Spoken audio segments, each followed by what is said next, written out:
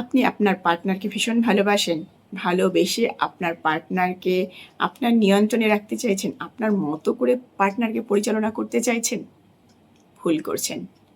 নমস্কার, আমি Krishna Das, certified yoga therapist, health and mind coach, NLP life coach এবং মোটিভেশনাল স্পিকার অ্যান্ড রাইটার। আপনি আপনার পার্টনারকে ভীষণ ভালোবাসেন, খুব ভালো কথা। কিন্তু আপনি আপনার পার্টনারের নিয়ন্ত্রক হতে চাইছেন, এটা একদম ভুল ডিসিশন। তার কারণ আপনার পার্টনার একটা আলাদা মানুষ, আপনি একটা আলাদা মানুষ। আপনার পার্টনারের নিজস্ব চিন্তা চেতনা আছে, ভাবনা আছে, তার ভালো লাগা মন্দ লাগা আছে। আপনার ভালো লাগা মন্দ লাগা যেমন আলাদা আছে, তারও আছে। আপনি হয়তো ভাবছেন আমি যেটা করছি বা বলছি সেটা তো আমার পার্টনারের ভালোর জন্যই, কিন্তু আপনার কাছে যেটা ভালো লাগছে সেটা হয়তো তার ভালো নাও লাগতে পারে। সবার ভালো লাগা এক থাকে না।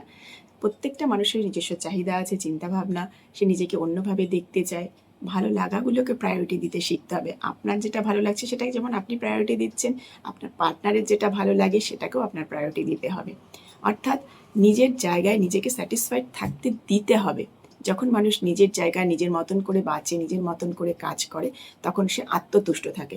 আপনার পার্টনারকে যদি আপনার পার্টনারের মতন কাজ করতে দেন, তার যেটা করতে ভালো লাগে সেটা করতে তাকে সহযোগিতা করেন, বাধা না দিয়ে, সেক্ষেত্রে আপনার পার্টনার হ্যাপি থাকবে, স্যাটিসফাইড থাকবে। কিন্তু আপনি যদি জোর করে তার যেটা পছন্দ নয় সেটা আপনি করতে বলছেন, সেই মতো করে তাকে পরিচালনা করতে চাইছেন, এতে কিন্তু আপনার পার্টনার সুখী থাকবে না, দুঃখে। হয়তো সেটা তার ভালোর জন্য, কিন্তু তার তো সেটা ভালো লাগে না।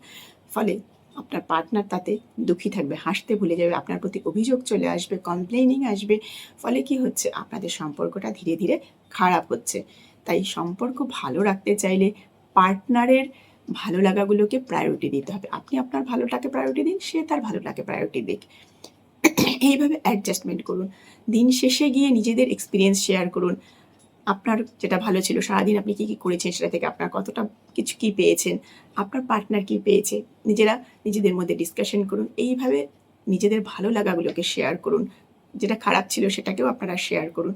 কিন্তু নিয়ন্ত্রক হতে চাইবেন, আপনার মতো করে আপনার পার্টনারকে পরিচালনা করতে চাইবেন না।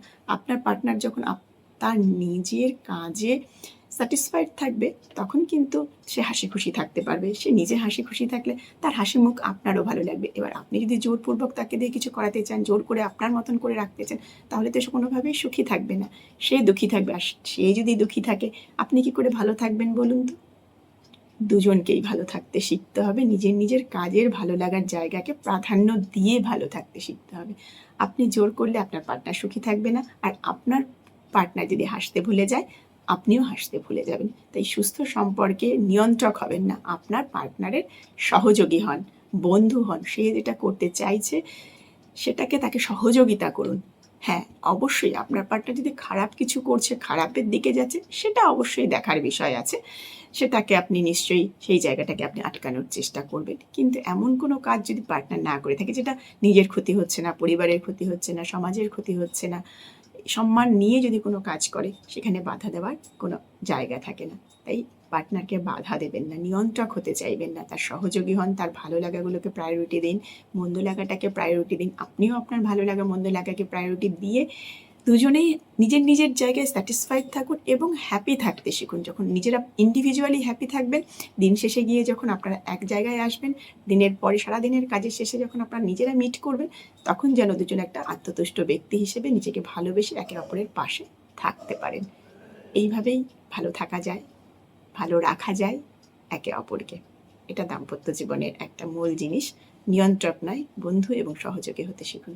ভালো থাকুন, হাসি খুশি থাকুন, বি পজিটিভ, থিঙ্ক পজিটিভ। আমার সাথে নিয়মিত যোগ অভ্যাস করতে চাইলে উপরে দেওয়া হোয়াটসঅ্যাপ নাম্বারে যোগাযোগ করতে পারেন, এবং মেন্টাল কাউন্সিলিংয়ের জন্য উপরে দেওয়া হোয়াটসঅ্যাপ নাম্বারে যোগাযোগ করতে পারবেন। নমস্কার, হারি ওম তৎসৎ।